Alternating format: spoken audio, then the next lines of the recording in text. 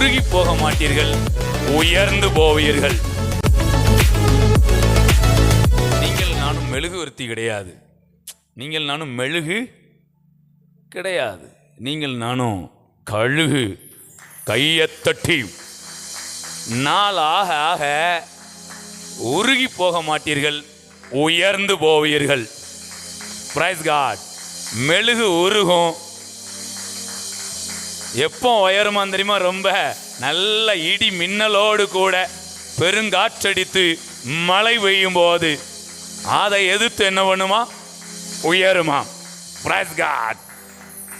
இதுதாங்க வித்தியாசம். இப்போ நான் உலகத்தை நாங்கள் மெழுகுக்கு சமமாகவும் ஆவிக்குரிய உலகத்தை கழுகுக்கு சமமானவும் வைக்கிறேன். பிரைஸ் காட். வித்தியாசம் இருக்குதுல்ல?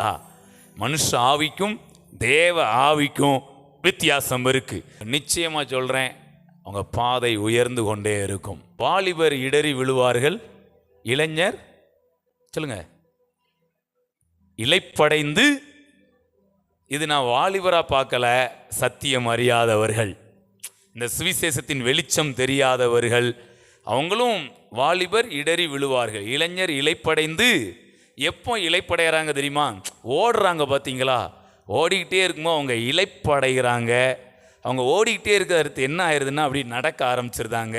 அப்புறம் நடந்துக்கிட்டே இருக்கிறவங்க உட்கார ஆரம்பிச்சிருந்தாங்க, உட்கார்ந்தவங்க கடைசியில் படுக்க ஆரம்பிச்சிருந்தாங்க.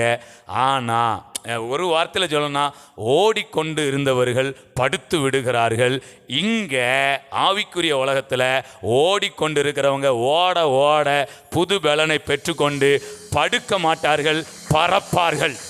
கையை தட்டி உலகம் ஓடி ஓடி படுத்து விடுகிறது, ஆவிக்குரிய உலகம் ஓடி ஓடி பறந்து விடுகிறது. நல்லா பிரைஸ் காட். ஹல்லேலூயா.